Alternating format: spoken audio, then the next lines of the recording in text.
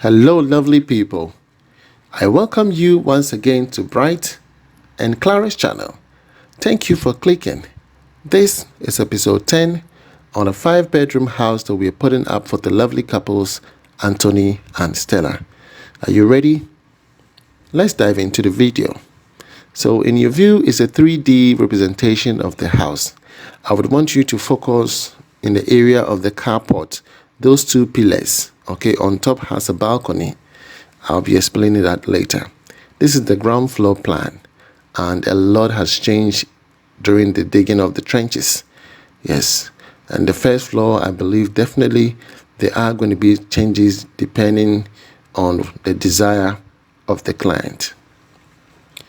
And your view is a flyer. It says build and secure. Yes, once you build your house, you need to secure it. If you don't do that, burglars would break into your house and you will never forget it. Okay, it is very, very necessary. Contact Mr. Nana Kwame Ampedu for your CCTV cameras. Quality ones, not those fake ones. Okay, where you can view them whilst you are in Europe or America. You can view what is happening in your house. Okay, video intercom. Okay, electric fencing, the razor one, maintenance, installation, automatic gate motor. Okay, video intercom. Are you with me? Time in, time out. Okay, biometric access control. If you want to enter your room, you need some code to either punch in or a card to swap like an ATM. He will do that for you. Are you with me? Time in, time out. Car tracker. If you want to put a tracker on your car so that wherever your car goes, you know that my car is here and there, he will do that for you. Contact Mr. Nana Kwame Ampedu. He's a well-learned, grown, experienced man, not those small boys. Okay, contact him now and you will thank me later. Okay, are you in the tiling stage of your build? Do you need a competent tiler? Do you need a tiler who has the experience and has been trained to do a proper tiling for you? Contact my tiler, Mr. Samuel Aplaga, for all your tiling works. Okay, yes, they do decor designs. When I mean decor designs on pillars, okay, on fence walls, they do that as well. And then they do the tiling.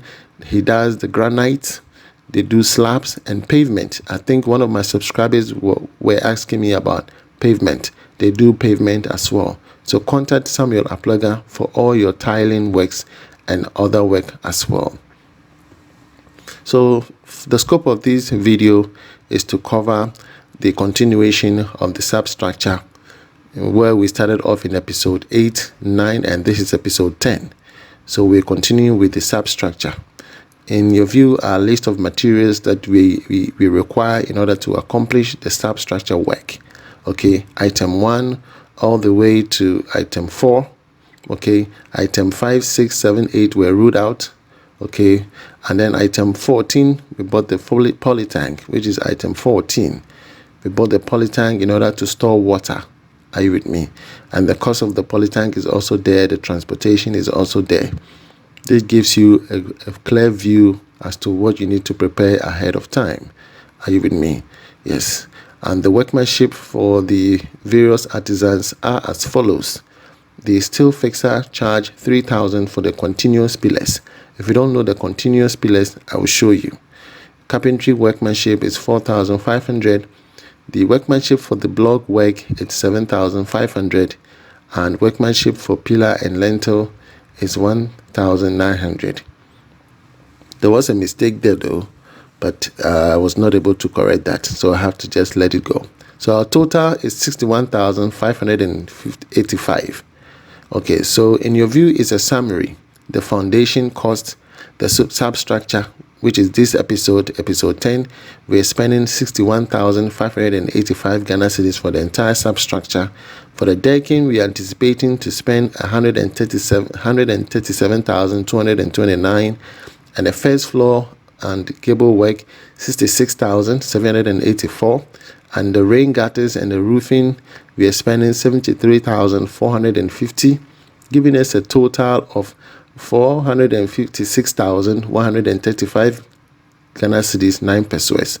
In dollars, 39,492.246 cents. Are you with me?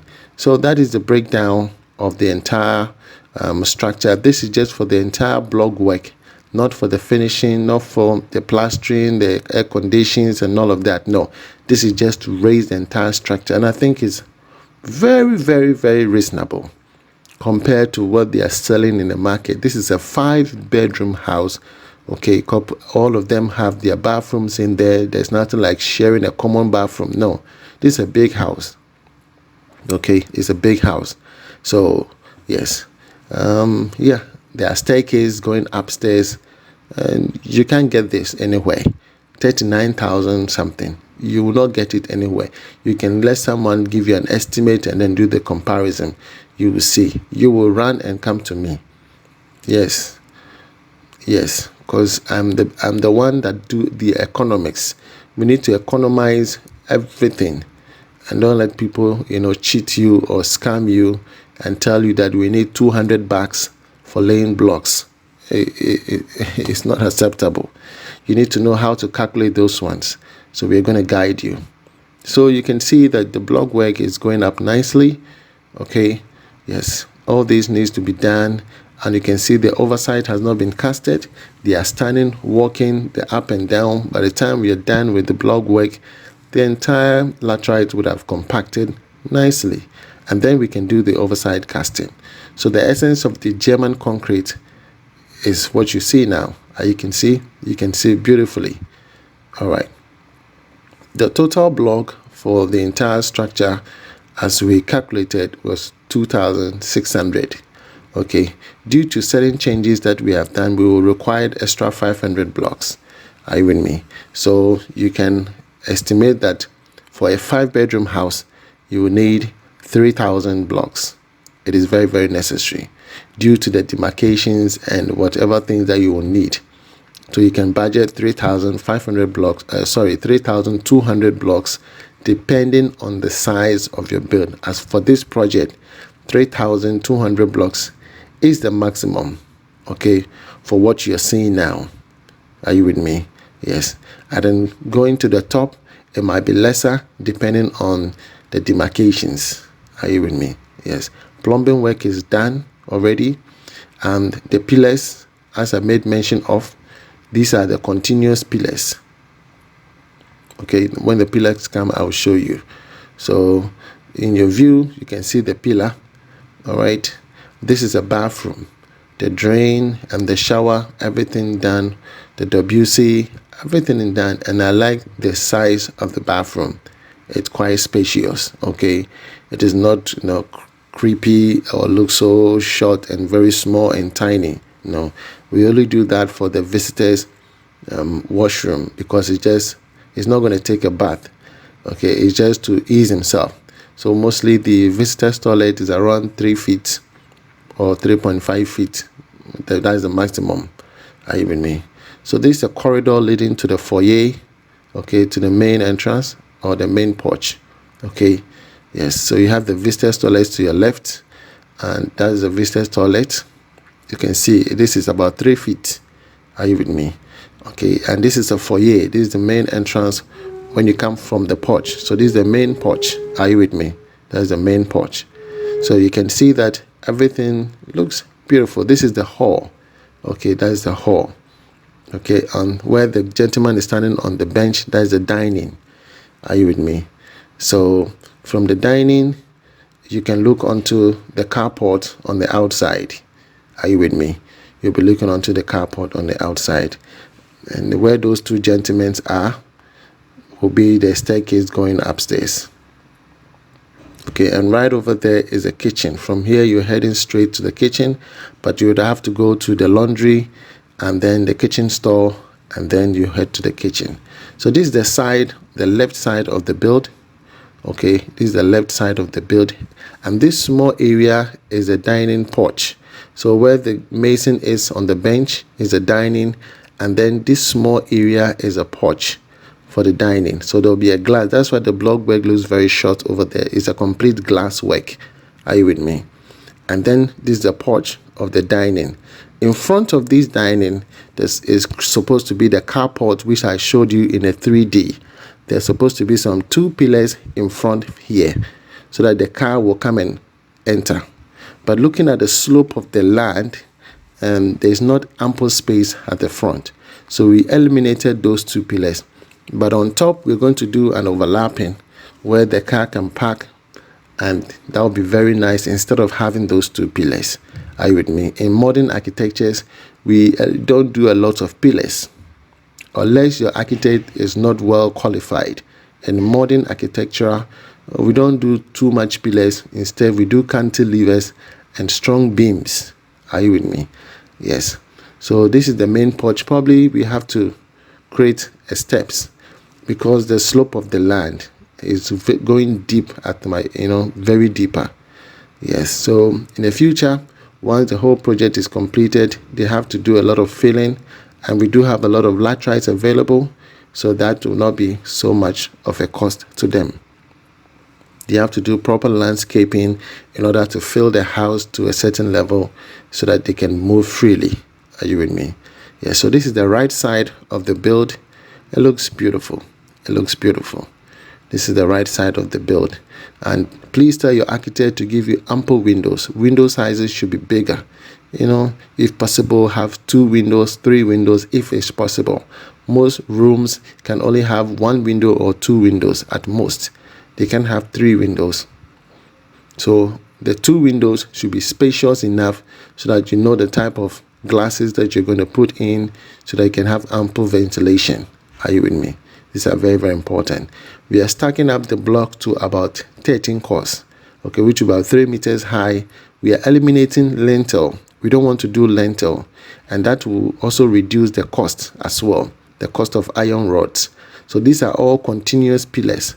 All the pillars you see there are continuous pillars. The pillars we use for the foundation, we call them the starter pillar or footing pillars. And this continuous pillars is for the substructure. So you can see, we're going to lay the blocks all the way up to about 3 meters, and then the decking will come on top. There's no lintel. Are you with me? So we've reduced the workmanship for the lintel, the iron rods for the lintel. Okay, yes, and then the steel bending works for the lintel. 3 items have been eliminated. Are you with me? These all helps in reducing your cost as we move along. So those are the things I will be guiding you with. Okay, so that by the time you're through with your decking, you know how much you have spent. When it comes to decking, we are going to prepare the estimate as though you're going to buy woods. But if there's an opportunity for you to rent a metal plate decking, it's also going to reduce your cost. If we have to rent the plywood, it's also going to help in reducing your cost. Once we know that there is an available plywood and warmer board that we can rent for your entire decking, we will rent it so we don't have to buy. Okay, it means that you don't have a continuous project anywhere, so there's no need to buy those plywood for your decking instead of renting them. You understand? And that will also go a long way in reducing your costs. So this is the view. Okay, and that's the main road far ahead of us. You can see a car moving right up there. Okay, yes. So they are really on the top of a hill. Okay, and he has 2 plots from here. And it is not easy to even use the first plot at the front. This is the second plot at the back, and this is what we are using for the project. Okay, so when you're going down from here to your right, you see that it slopes down. Are you with me? It slopes down. So always be very careful when you're designing your house.